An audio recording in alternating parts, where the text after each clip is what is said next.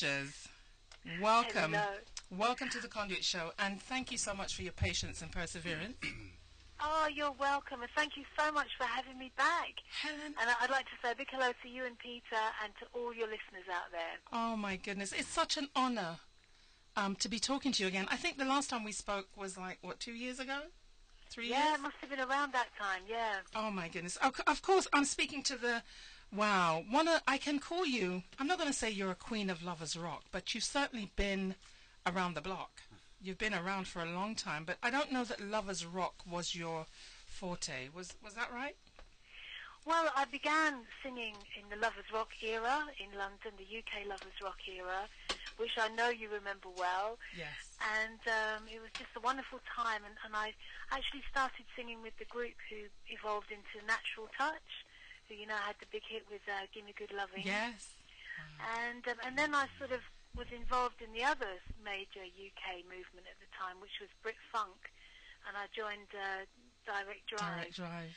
And I've kind of weaved in and out of the genres, and also the smooth jazz as well. As the years have gone by, I've sort of taken my voice through those three styles of music. Mm-hmm.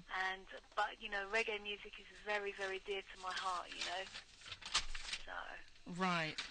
I just had an unwanted visitor in the studio that I had to deal with, Helen, so I apologize. Oh, what was that? Some kind of fly or something? Yes, akin to the fly family, I think. Oh, no! Let's leave it at that.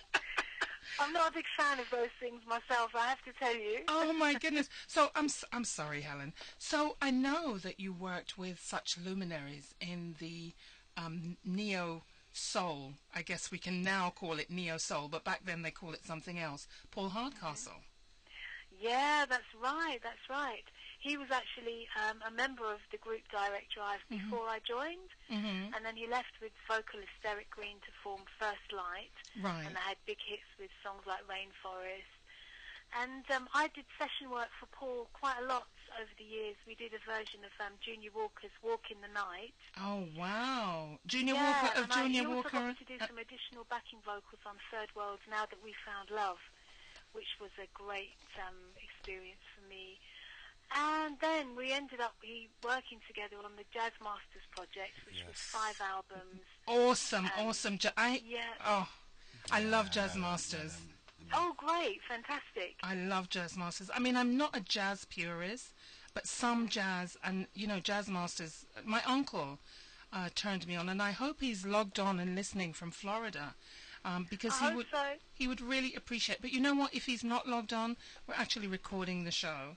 So to the Conduit listeners, I don't know if they persevered because we were running late. So I'm just hoping that if anybody knows now that we're here in the studio, just spread the word, because this is a guest that we don't want people to miss. And I know Peter wants to say something. Oh, he's Hi, clear. Peter. Hi, Helen. So, Helen, you don't look your age, whatever that is. You still look 17. Don't give it away. Oh, I like you. But I know you kind of took yourself away from the music business for a while. What made you get back into it? What made me get back in? Mm-hmm. Did you say? Yes. Well, I think it's something that once you're in it, it's kind of who you are. And although you might sort of, not do it for a while for family reasons, or you want to do something else, it's just really your bodies and your heart and soul are made of the music, and you can't really stay away. That's what I've found in my life anyway. Mm-hmm. That even if I step out for a while, it kind of calls me back, and that's just the way it is, I think. Right. Yeah. Well, thank goodness that you did come back into the industry. I know you've probably seen a lot of changes, but where do you think the state of British pop reggae music is right now? Well, it's a very big question. If you're talking about, do you mean pop and reggae, the two different genres? Yes, Yeah. and also the jazz or the neo, because I know dub step, but I'm not talking about that. I'm talking about what I know, which is pop and reggae and soul. Yeah. Yes, yeah. I think there's always been, like the mainstream doesn't really reflect what's going on, in the real world. Often, it's very much sort of behind, and there's a really fantastic thriving reggae scene, and a lot of the singers from the 80s are still out there doing it. I mean, I mentioned Natural Touch, and Pauline Thomas is out singing. Oh, with the lead singer. Okay. Yeah, she's sounding fantastic. And do you know I went to school with her? The band, Charles Nelson, for example, the keyboard player, he's got a wicked band called Reminisce Reggae band. So, people are out there, earning their money from music and making great music. The pop world, there's always things that I like in the pop world. There always has been. But I miss the old, the days when you had, like, artists like David Bowie and Kate Bush, who did these amazing albums, the creativity happened Sorry, what was that? Is you're saying that you miss that creativity? I do. I think maybe people have got a lot less opportunity. I suppose it's the finance of it, that really artists are having to finance themselves a lot, and I mean, we're all moving with it, it's all kind of moving and changing and evolving. So, there's brilliant talent out there still expressing itself, And I know I can say that, Helen Rogers is one of those brilliant talents. I know the reason that you're here on the Conduit show today, Helen, is to let the New York audience know about this new project that you've got. I'm not sure if this is a first for New York. I know you've been doing the rounds. Have you spoken to anyone? My first interview in the wonderful New York City. Wow. We're honoured. Wow, thank you so much for that honour. And I also should mention here your collaborator on this project, who is kind of a member of the family. And, of course, we're talking about Sadiki. Absolutely. Yes, Henry Buckley Jr. Henry Buckley Jr., who is just crossing boundaries, crossing lines. How were you introduced? How did you get to, or who approached? How does it work? Tell me. Well, we both actually did a song on an album with World Beat Music, and we did a couple of albums, and we'd kind of begun to speak on Facebook, and I was, familiar with Sadiki's work, and thought he was absolutely wonderful, and he said to me, if I send you a rhythm track over, would you write something over it? I was like, yeah, most definitely, So that was the Green Apples rhythm. Okay, which I have lined up. Nathan Monlux. And I did a song called Faith for Love on that one. Following that, he sent me the Sea of Love rhythm, and both of those tracks are on this album. And then, we'd sort of built up a working relationship, and he sort of put this project to me that we could do an album which was smooth jazz and reggae, but he had the same idea as myself, which was we didn't want to sort of mix the genres. We wanted to do half, full reggae and half full smooth jazz. Because that was a question I wanted to ask you. I mean, I've listened to all the tracks, and I'm like, but I took it literally that all of the tracks were going to be jazzy with a reggae feel. Yeah. But now you've explained to me, it makes it much clearer that half of the tracks are straight reggae and half of the tracks are jazz. Exactly. Now that makes sense, because I wanted to ask you that question. In tracks like Let It Be Me, or the cover tracks, the reggae cover tracks that you did, where's the jazz influence? But thank you for the explanation. Okay. I don't know where to start, because I think we want to just kind of jump straight into the music and get back to the conversation. I know what my favourites are. Okay, I'm keen to know that. I'll tell you afterwards. But you tell me, of the, what have we got here, 12 tracks, 13 tracks? Which, how do you want to start off? Well, if I started with In the Light, which was the first song that Sadiki sent to me, and it's actually the first smooth jazz track that he's ever produced, and wow, it's just an incredibly beautiful piece of music. He's also working with the wonderful Marvin Weatherspoon. Mm-hmm. He's a great musician who's worked with bands like the Chai Lights and people like that. Mm. And they're called Quick Touch Productions, the two of them. And they've just come up with this fabulous sound. You know, it's smooth, but it's like funky as well. And when I first heard the song that became In the Light, it just sounded very positive and inspiring to me. And the words and the sort of melody more or less came straight away, you know. Excellent. And then I sent a demo over to Sadiki, and he made a couple of little tweaks here and there, which really improved the song, you know. So I would start with that one, because that was actually the first song that they sent to me. Okay, so let's just take it away then. I'm gonna play.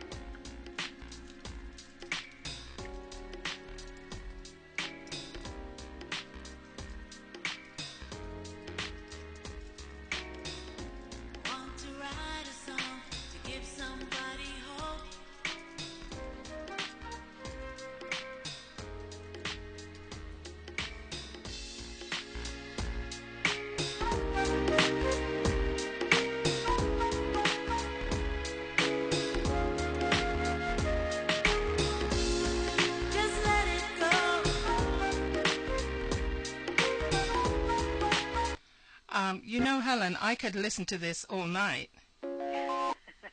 It's so reminiscent to me of Jazz Masters and that feel. Fabulous, yeah. I love it. So the second version of In the Light, is that just you singing more vocals, right?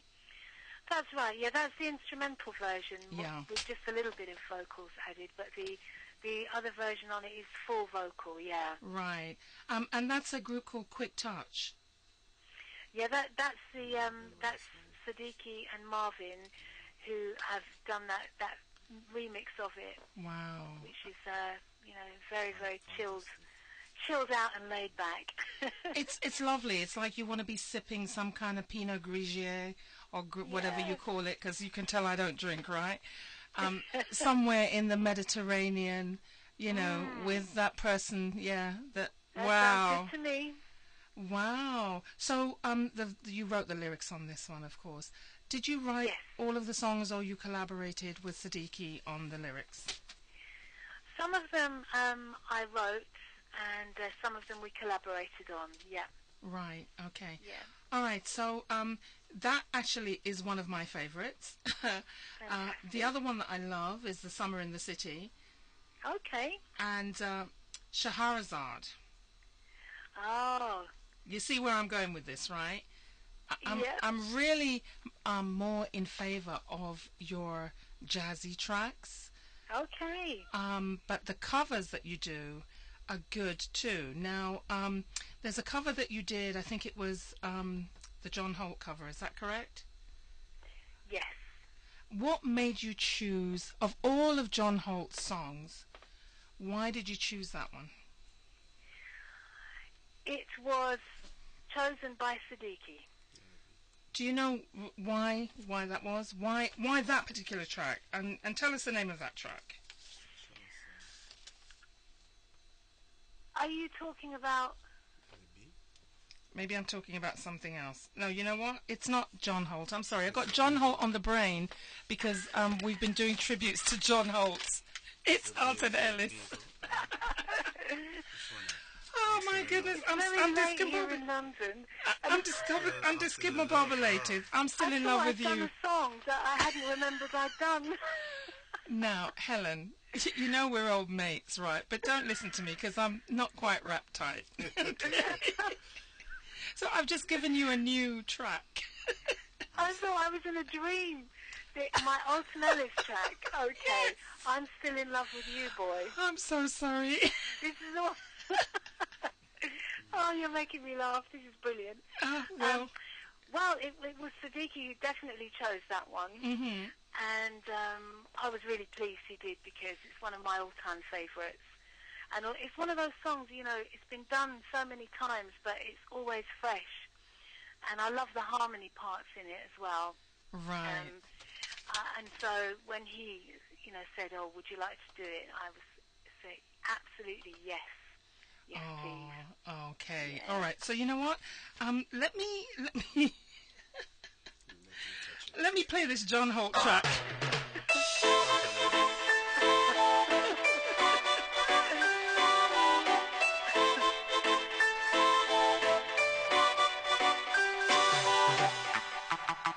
I'm still in love with you, boy.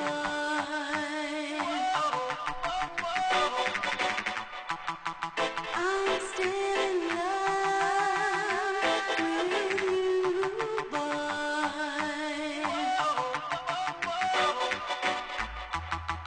I'm still in love with you, boy.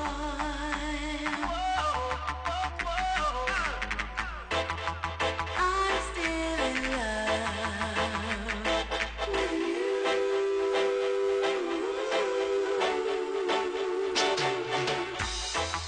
You don't know how to love me, not even how to kiss me. I don't know why I love you, baby. It actually sounds like you were having a whole lot of fun doing that one. Oh, most definitely. Well, the whole album has just been really pleasure from start to finish, you know, really, really enjoyable. Because, you know, when you're working on music and you're working with people who just want to get the best job done. Professionals. Yeah, it's just fantastic, you know. And, you know, without a doubt, I can say that Sadiki definitely fits that bill.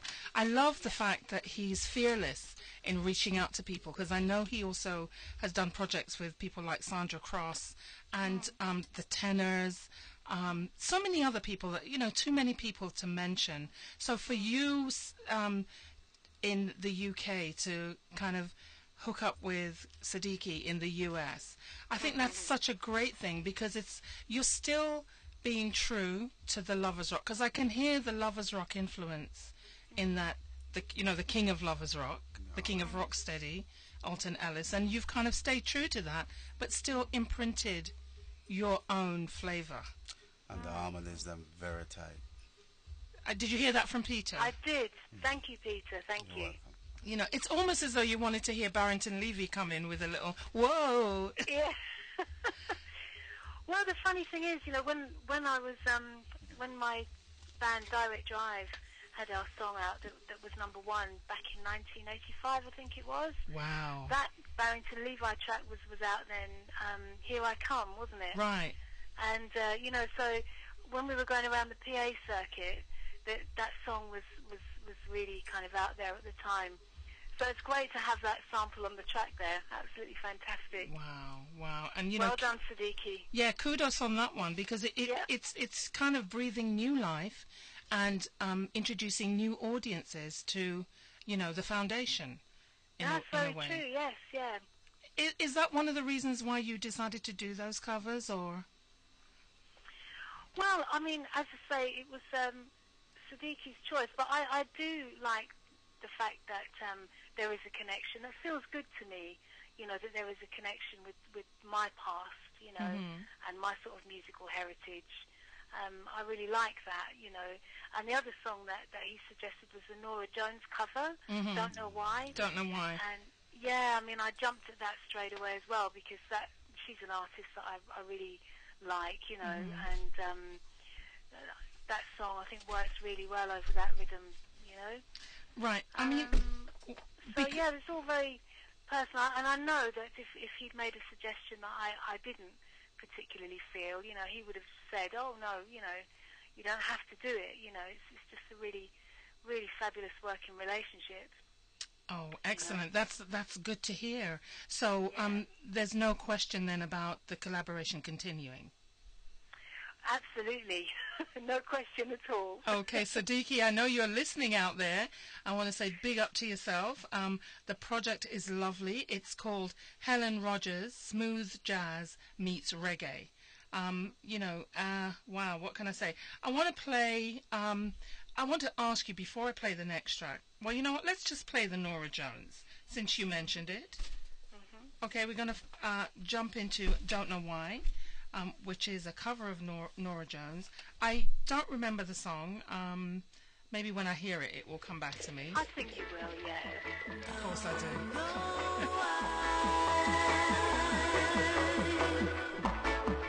Don't know why I waited till I saw the sun. Don't know why I didn't come. I left you by the house of fun. Don't know why I didn't come.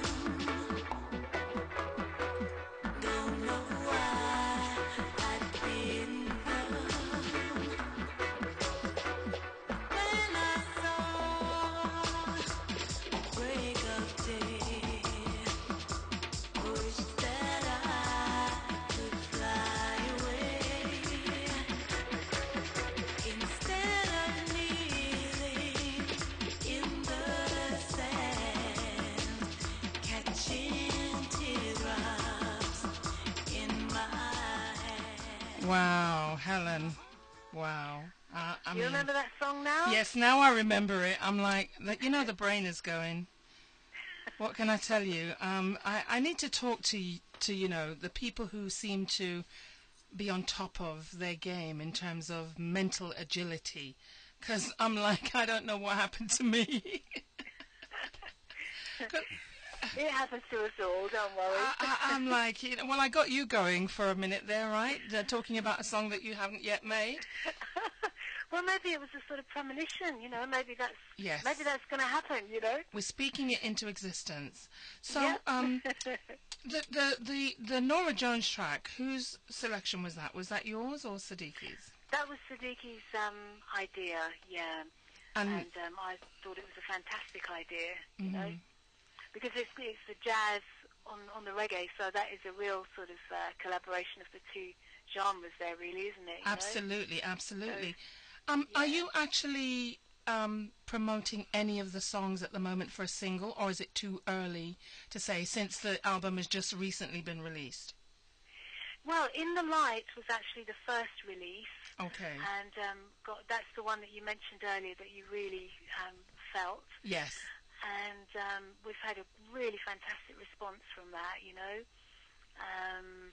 And there is another one that's due to, but I'm not sure if I can say yet what which one that is. No, that's okay. That's okay because, quite frankly, any of these tracks here could be the next single. Oh wow! There's a particular one that I want to ask you. What made you choose this one? And before I ask you what it is, let me see if I can play it very quickly for the Conduit audience. As we're looking at the time here, oh my goodness, it's getting kind of late for you now, isn't it, Helen? So, oh my goodness, we might have to continue playing the tracks. But while I have you on the phone, I want to get your opinion on this one. And my computer is it going to cooperate with me? Yeah, okay. Let's just run this one.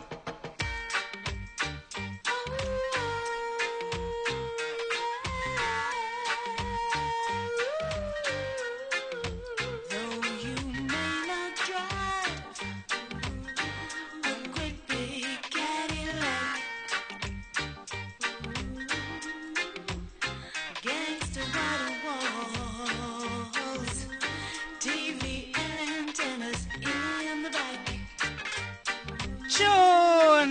tune.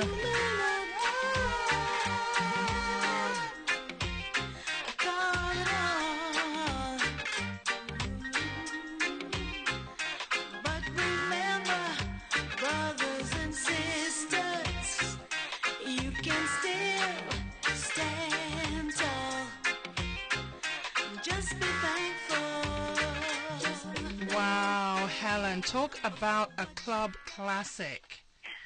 I mean, oh my goodness. I know when I was raving in the UK and that track would be dropped by the DJ, it was wow. Everybody be off their bums and on the dance floor. Excellent, excellent. That's great. I'm really happy that people love that so much. And interestingly enough, you were saying, that there's a few that could be a single.